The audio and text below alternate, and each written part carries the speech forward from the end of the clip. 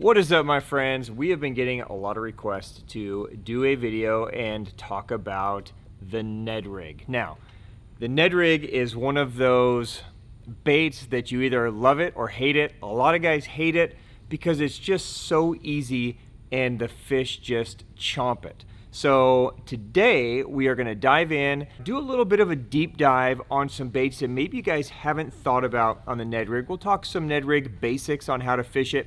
I think at this point everybody kind of knows how to fish it, but it seems like when you think Ned rig, you automatically, think Z-Man, you think TRDs, and for good reason. They're the ones that really started the trend. But there's a lot of baits on the market that will make this thing do different stuff. So today we're going to dive in, we're going to look at some of those baits underwater, and we're going to break down the Ned rig and the baits to go on it. So let's go.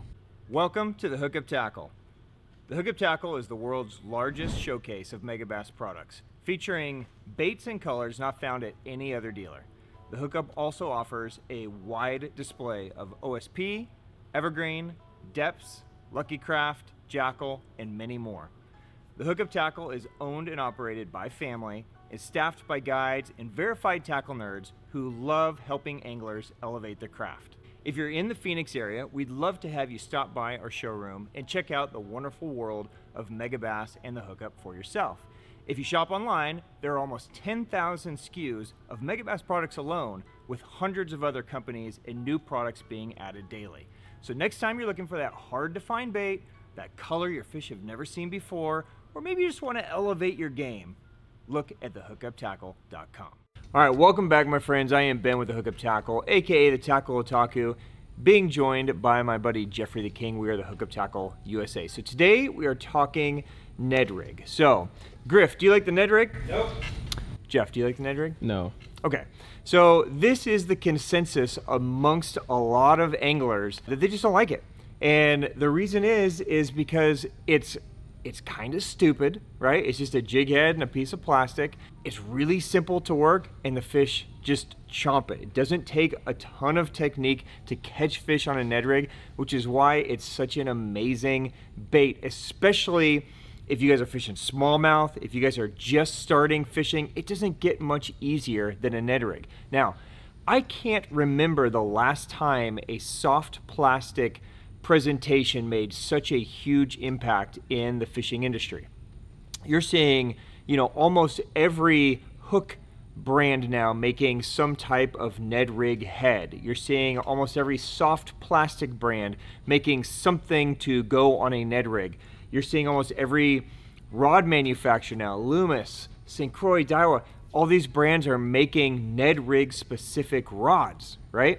Because this is such a fish catching machine that, it's just important to talk about. So what we're going to do today is we are going to break down the baits to put on the Ned rig, because inevitably, if you guys have been fishing a Ned rig, you've been using one of these baits. So this is the Z-Man Finesse TRD. This is really the bait that made this technique go crazy. It is literally just a piece of plastic, right? It's 2 3/4 inch big. It is made out of the Z-Man Elastec, so it's the super stretchy, basically unbreakable plastic, which also makes it super high float, right?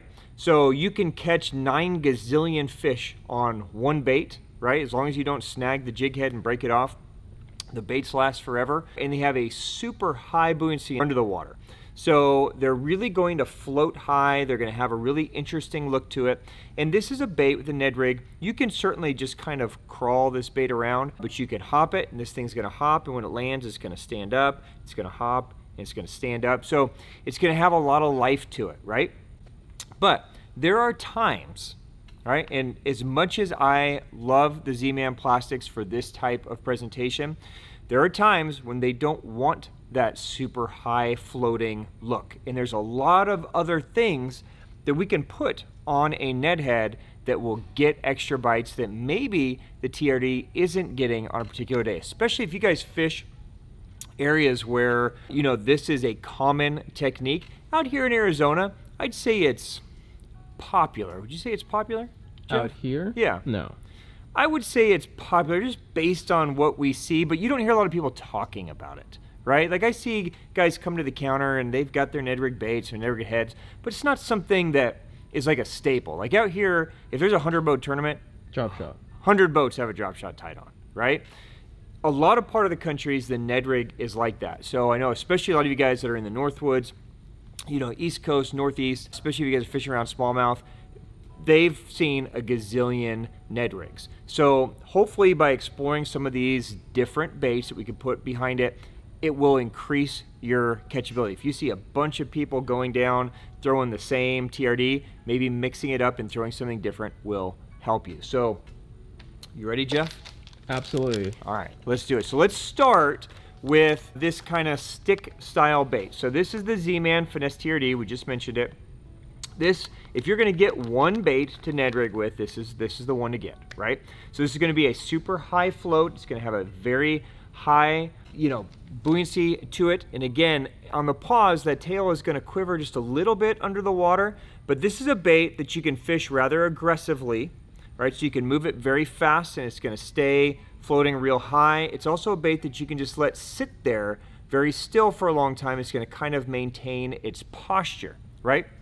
So that's when you would choose this guy over any other bait. But let's start with this style bait, just this kind of stick style bait. Let's explore a few other options. One of the most amazing options on the market is the Roboworm Ned Worm. Okay, now this bait came out a few years ago, and when it initially came out, a lot of people were very quick to say, oh, it doesn't even float, right? And one thing we have to get out of our minds is floating isn't always better. If you follow, you know, the Z-Man social media pages, and I love Z-Man's Instagram page, one of my favorite pages, they will do a lot of tank tests where they will show their baits and then they will show the competitors' baits. And sometimes that float and that bait standing straight up is key to getting bites. And sometimes it's the opposite. So you don't always want your bait standing straight up in an upright kind of fighting posture, right? Sometimes you want the bait to kind of land and have a little bit more neutral buoyancy to where it lays down. And then when you lift it, it kind of kicks off the bottom and goes back to the same thing. So these are things you guys are gonna have to play with, and you're gonna have to just experiment and see how the fish's behavior is reacting to each different style of bait. So one of the things that I love about the Roboworm Ned is that the colors are amazing. So like all Roboworms, they're gonna be 3 pores. So you're gonna have great color options. You're gonna have, you know, basically a bottom pour, a top pour, and then some form of middle vein in there. And there's morning dawn colors, there's, you know, green pumpkin colors, there's purples, there's everything you can imagine.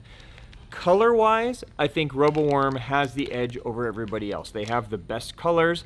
These are highly salted, so that's one of the reasons why they're not going to float up. They're going to be more of a neutral buoyancy, similar to a, you know, straight tail or curly tail Roboworm that we all drop shot with. Those aren't floating worms either, right? They're salted worms. They're not fast sink. They're just kind of neutral buoyant, but on a pause, they'll eventually kind of lay down, okay? So these are available in a couple different sizes, in a small and a larger version. Definitely worth checking out. Okay, another one that is a great one to have on the Ned rig is the Yamamoto 3-inch fat Senko.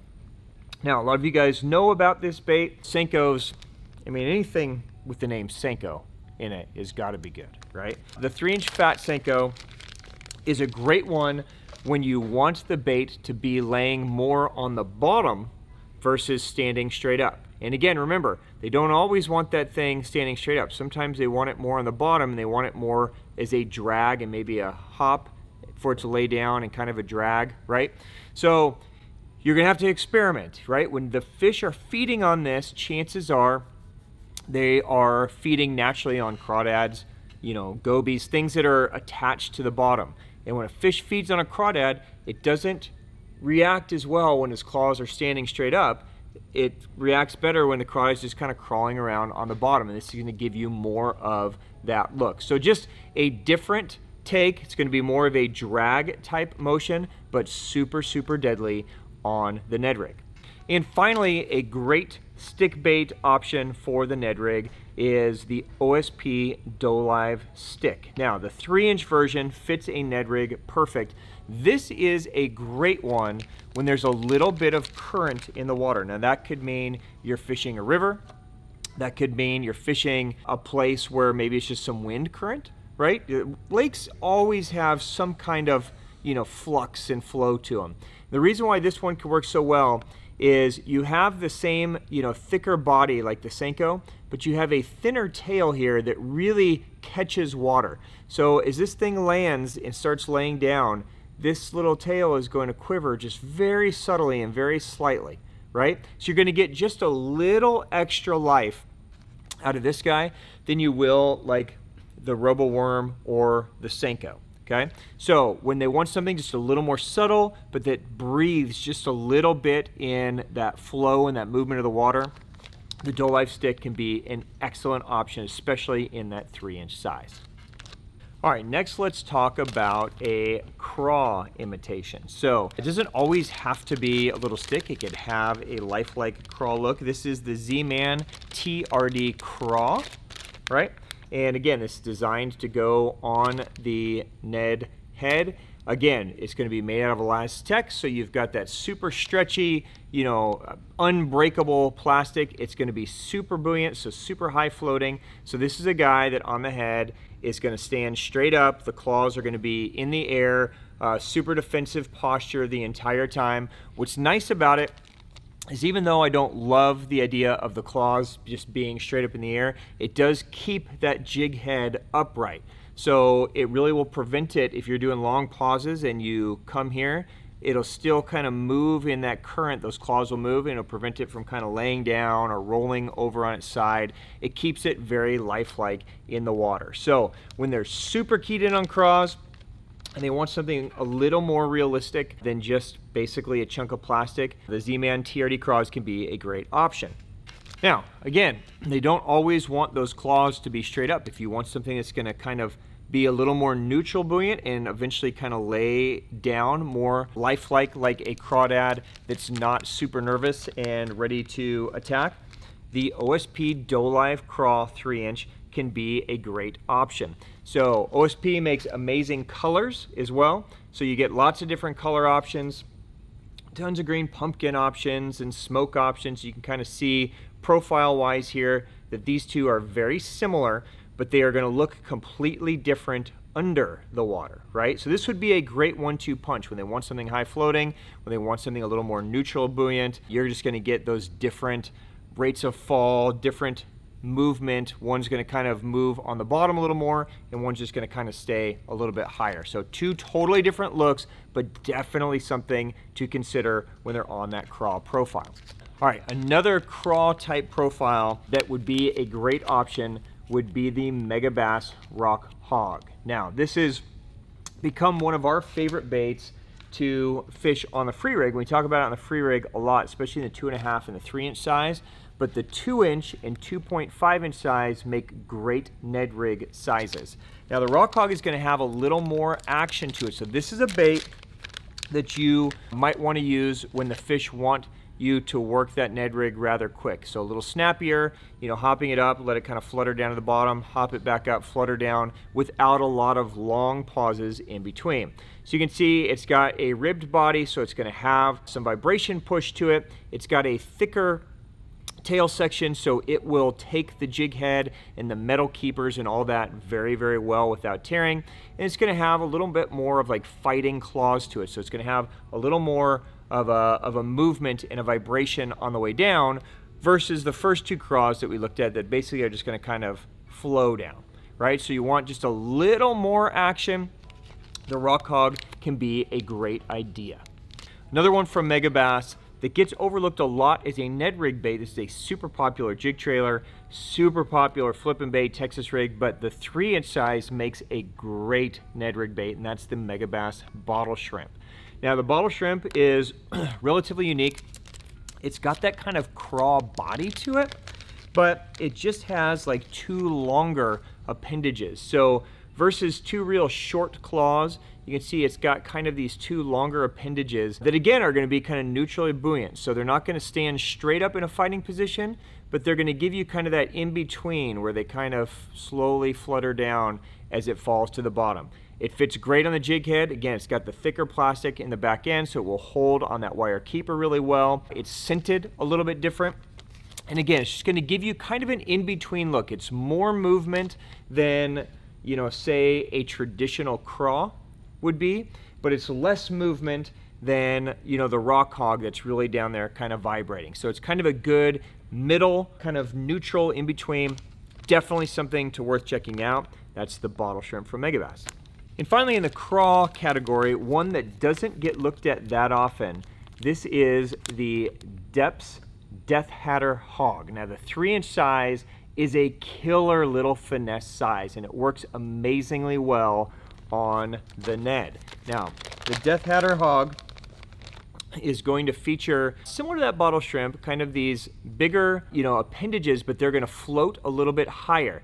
Deathadder Hog has a little crease towards the head, so the body is going to stay with the jig head and the hook, while that head has the ability to kind of flex as it moves. So as it's falling, it's going to have the ability to kind of swim, and this is very, very subtle. Remember, it's a 3-inch package, so all these movements are going to be really subtle, but they're really noticeable to the fish. So this isn't something that's going to have this crazy, you know, dolphin kick like a big beaver or something like that. It's going to have this really subtle little movement that's lifelike, that swims, and those claws will maintain a pretty good upright posture on the bottom. So definitely one, when they get heavily pressured, they are not going to see many of these. These are not easy to find. Fish definitely don't see a lot of this. So if you're looking for something just totally different, the 3-inch size of the Deathadder Hog definitely might be worth considering. Since you love the Ned rig, what is your favorite stick style bait to throw in the Ned rig?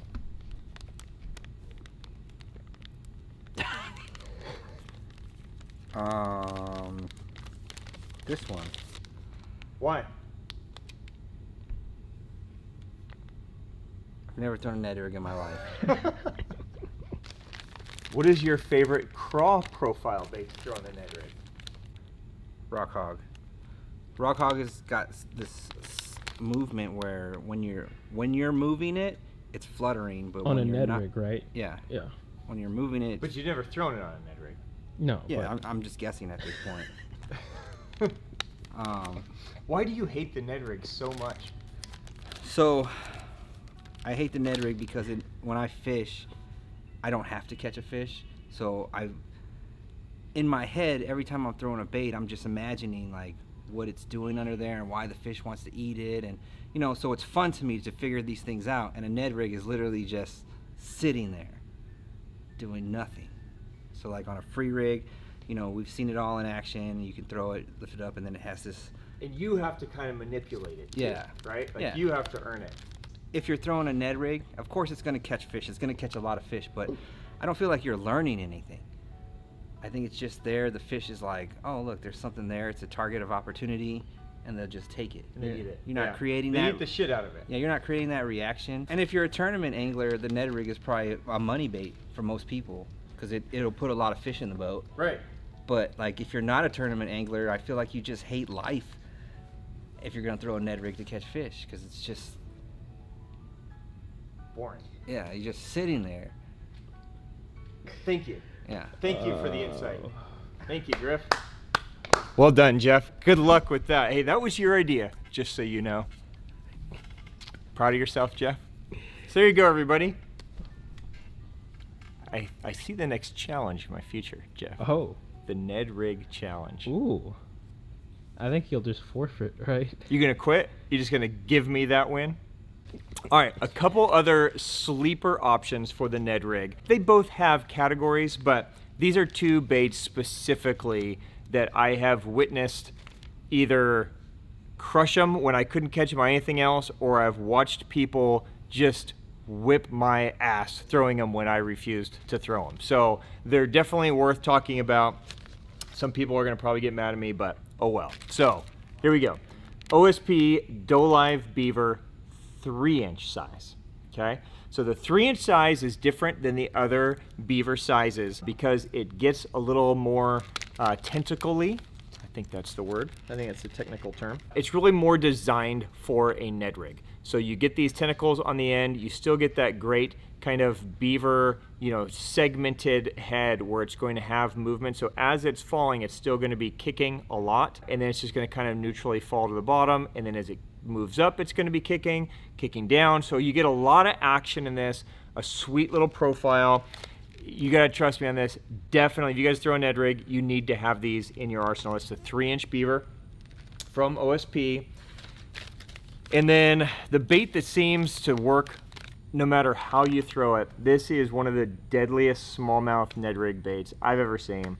This is the 3-inch Hazedong Shad from Megabass. Now, this was designed to be a swim bait, to be fished on a jig head, little Kashira head, little ball head, right? But you put this thing on a Ned head and it's game over. I would say if I was fishing smallmouth and I couldn't catch them on anything, I had no clue what to do, I've thrown my entire arsenal, I would probably put this on a Ned and just go fishing. I mean, Jeff and I basically did that when we were back in Wisconsin this fall, and it sucked and they wouldn't bite anything. You threw a Hazedong on a little Ned head and fished it on the bottom like a jig, and they ate it, right? So if you guys are around a smallmouth, this definitely needs to be in your arsenal. It's just something totally different, right? So it's just giving that little, swim bait tail kick as it falls, and you're really imitating a goby, a small little bait fish on the bottom. So definitely check that out. That is the Hazedong Shad from Megabass. All right, let's talk very briefly about some of the terminal, the rods, the jig heads, right? When it comes to jig heads, like I mentioned earlier, there are 9 million different options that you guys can choose, right? Almost every brand has some form of jig head now. For me, it comes down pretty simply. I'm either staying in the Z-Man or the owner.